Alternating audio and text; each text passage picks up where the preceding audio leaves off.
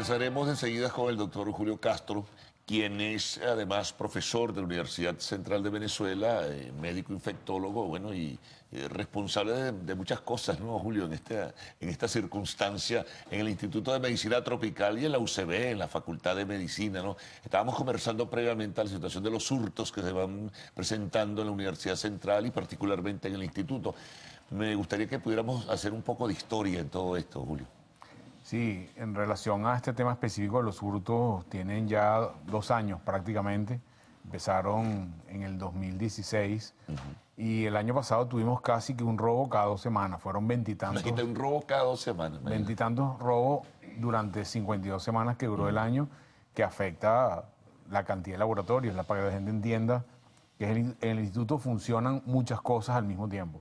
Desde el punto de vista académico, funcionan 3 cátedras de la Escuela de Medicina, que son la cátedra de microbiología, la cátedra de medicina tropical y la cátedra de parasitología. Funcionan ahí dentro. Sí. Además de eso, hay por lo menos 16 laboratorios de investigación que hacen investigación en enfermedades específicas como Chagas, malaria, tuberculosis, enfermedades parasitarias, endemias rurales, oncocercosis, infectología, epidemiología, una serie de actividades más a lo que llamamos actividades de extensión. Buena parte de esos investigadores que trabajamos allí hacemos investigación de campo en diferentes partes del país, que es toda la geografía nacional, desde oncocercosis en la zona sur del estado Bolívar, Amazonas, en el estado Vargas, con epidemias de Chagas o en el municipio de Chacao. O sea que el instituto, de alguna manera, más que pertenecer al propio patrimonio de la universidad, hoy en día, dentro del imaginario venezolano, el Instituto de Medicina es parte del país, en realidad. Se hacen estudios de laboratorio de no sé cuántas enfermedades estudiamos y eso, de alguna manera, se está afectando por esta situación.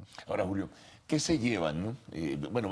¿Qué se llevan? Luego entramos, digamos, en la presunción o la sospecha de por qué está pasando todo esto en forma tan frecuente. Realmente se han llevado de todo, desde computadoras, que bueno, uno entiende que tiene un valor comercial, pues puedes vender una computadora, un televisor, una pantalla, una impresora, hasta equipos de alta tecnología del mundo científico, termocicladores, equipos de genética molecular, placas donde tienen hongos, bacterias, parásitos, etcétera, etcétera,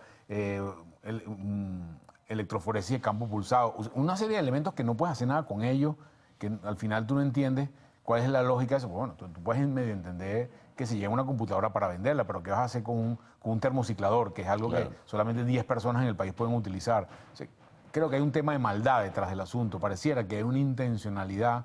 O sea, no es un hecho azaroso este tema. Entonces, eso es lo que más nos preocupa y, de alguna manera, creo que representa, de alguna manera, una señal para quienes hacemos investigación, porque buena parte de los médicos que estamos allí, los investigadores, biólogos moleculares, bioanalistas, etcétera, etcétera, tienen la responsabilidad de estudiar enfermedades que más nadie, sino nosotros estudiamos. Y somos voceros sobre ese tema en enfermedades como malaria, Zika, dengue, chikungunya, oncocercosis, etcétera, etcétera. Y lo hemos hecho toda la vida. No es algo que estamos empezando a hacer desde hace un par de años. El instituto ya tiene 40 años trabajando con actividad muy importante. Ahora, eso nos pudiera llevar a una hipótesis.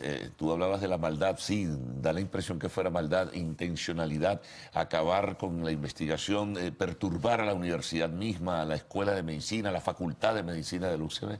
Sí, yo creo que sin lugar a duda pareciera que hay eso. De hecho, en determinadas, hemos tenido información de que se han encontrado cosas.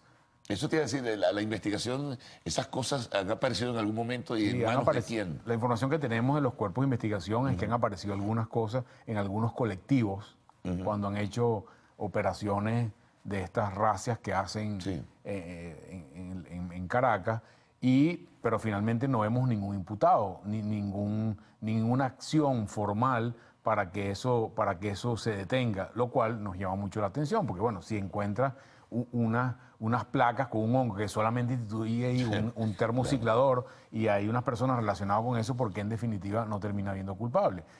El instituto tiene una particularidad que en algún momento fue buena, hoy en día no es tan buena, que colida con el jardín botánico y colida, es como el límite geográfico de la universidad con con áreas que no son universitarias. Entonces, el acceso a través de allí no es fácil, pero es muy directo. Se ha hablado con la Guardia Nacional, se ha hablado con el Ejército, con seguridad de la universidad, etcétera, etcétera, y al final nada ha terminado solucionando el problema. Ahora, ustedes han cuantificado, vamos a hablar de números, lo que se han llevado durante todo este tiempo, Julio. O sea, ¿cuánto puede haber sido en términos económicos? Creo que perdimos la cuenta, pero Sí.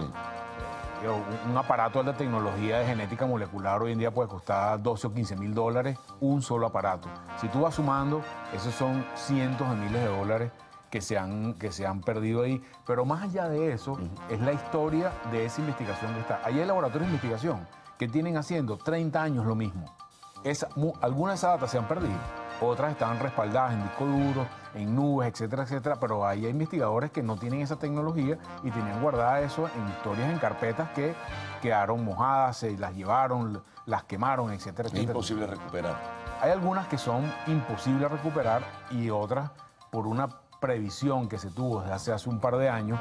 Buena parte de la data, por ejemplo, de mi unidad está respaldada en sitios con nubes fuera de lo físico. Sí, sí, claro. Tienen un respaldo digital importante. Bueno, Julio, regresaremos enseguida, vamos a hacer una pausa. Al retorno seguimos conversando con el doctor Julio Castro.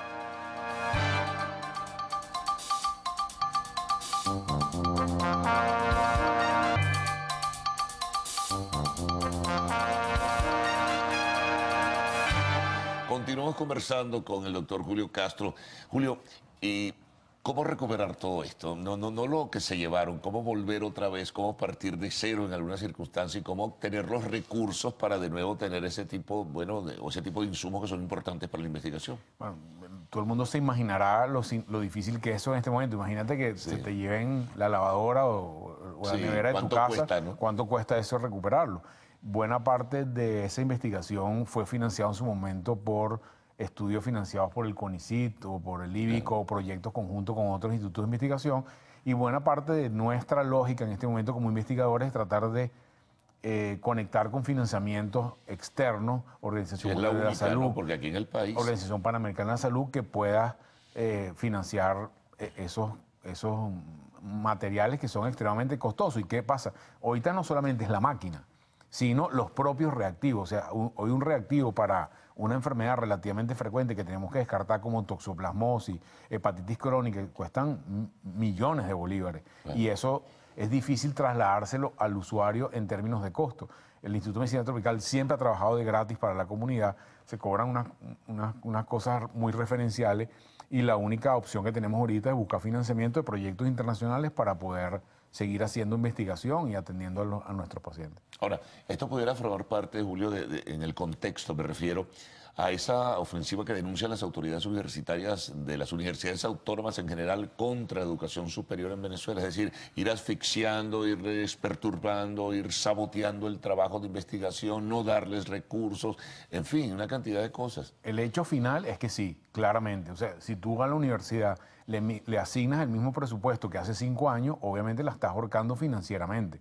Todo el mundo tiene clarísimo que con ese nivel de financiamiento ajustado a la inflación representa 1000 menos por ciento de lo que tenías hace 5 años. Entonces, el instituto no tiene ni para el mantenimiento, ni para recoger la basura, ni para la vigilancia, mucho menos para los reactivos. Entonces, está funcionando en un nivel porque de alguna manera cada uno de nosotros casi que termina metiéndose la mano en el bolsillo para hacer lo que le toca hacer, porque tu vida de investigación se la has dedicado a eso y una ayuda por aquí, una ayuda por allá, pero tú ves un deterioro de la infraestructura, de las condiciones y al final quien termina perdiendo no solamente somos los investigadores como ente, sino también el paciente que no tiene el servicio. No hemos cerrado, cerramos en una época que los robos eran casi un día sí, un día no, por un tema de seguridad mínimo con los propios personas que trabajamos allí, pero el instituto sigue funcionando de cara a lo externo como siempre ha funcionado. Por cierto, aprovecho la ocasión, como eres profesor también en la Universidad Central, la situación de medicina. Es verdad que los posgrados no se están inscribiendo los alumnos, el número de alumnos que va a estudiar la carrera es menor. Háblanos un poquito también para que el país se entere de lo que está ocurriendo. Sí, sin duda, el tema de los posgrados, que tiene muchas connotaciones, el tema de la crisis de medicamentos en los hospitales, claro, la crisis de insumos, el éxodo de médicos venezolanos, es un hecho real. Pero para darte unas proporciones, cuando yo concursé para mi posgrado en medicina interna, éramos así como 800 personas concursando para 40 cargos.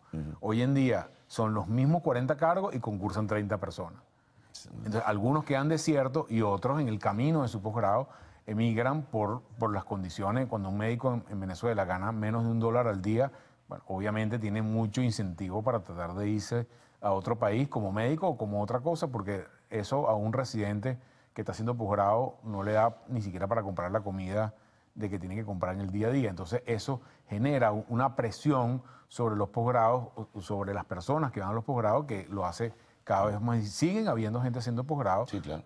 pero la oferta es mucho menor en términos de la cantidad de gente que está allí, y eso nos afecta a todos sin lugar a ninguna Y es duda. cierto que cuando se gradúan los estudiantes, perdón, se gradúan, sí, los estudiantes, claro, pero terminan su carrera inmediatamente sin hacer posgrados o lo que fuese, se marchan del país. Sí, fíjate, nosotros hemos tratado de entrarle a eso metodológicamente. Hicimos una encuesta el año pasado, a finales del año pasado, junto con médicos recién graduados que son alumnos nuestros. Hicimos una encuesta digital y entrevistamos gente, médicos, desde hace 40 años de graduado hasta el año pasado. La tasa total de esos 40 años de observación es que 30% de los médicos que se han graduado en el país en ese intervalo están fuera del país hoy en día, en este momento. 30%, eso es brutal. Pero si tú ves los últimos 5 años, está por encima del 75%. Wow, 75%. Entonces, claro, es mucho más fácil que un médico joven se vaya que un médico, Claro. que un médico mayor. Entonces, la tasa no es homogénea a través del tiempo, pero eso te está diciendo, bueno, que la situación está terriblemente complicada, porque la única noticia, una de las noticias buenas de esa encuesta es que el 85% estarían en capacidad de volver. O sea, su deseo es volver al país consultado y si las condiciones de su práctica o de su país mejoran. claro. Porque hacer medicina en una situación donde no tienes medicamentos y donde hay una crisis la más profunda que ha vivido la sanidad venezolana en la historia republicana de Venezuela, bueno, es frustrante para un médico en el día a Y día. se van a diversas partes del mundo. En España hay muchísimos médicos, en los Estados Unidos, en Sudamérica. Chequeamos los sitios principales en este momento son Chile, Chile. España y en tercera parte de Norteamérica, que antes era un poco diferente, pero lo reciente es Chile y España son los países más Sí, buscados. lo de España lo conozco porque a través de la Fundación de la Diáspora que dirige el profesor Tomás Páez, que ha hecho un trabajo encomiable en ese sentido, nos ha dado información sobre esto, ¿no? Casualmente ese trabajo, o una parte de la información de las estadísticas de ese trabajo, la vamos a referenciar en algo que el profesor Páez nos pidió junto con los otros investigadores que hicimos ese trabajo en las próximas semanas. Va a salir fuera del país en francés y es un artículo sólido sobre ese tema de la migración médica venezolana. Oye, qué bueno. Bueno, Julio, gracias por toda esta información. Gracias, Realmente Ricardo. siempre estamos hablando contigo de las epidemias, las patologías, pero esta vez fuimos a algo muy concreto. Que te Hablamos de nuestra casa, pues. Sí, ciertamente, de nuestra casa, la Universidad Central de Venezuela. Bueno, amigos, una pausa al retorno, el segmento de arte y espectáculos en lo actual.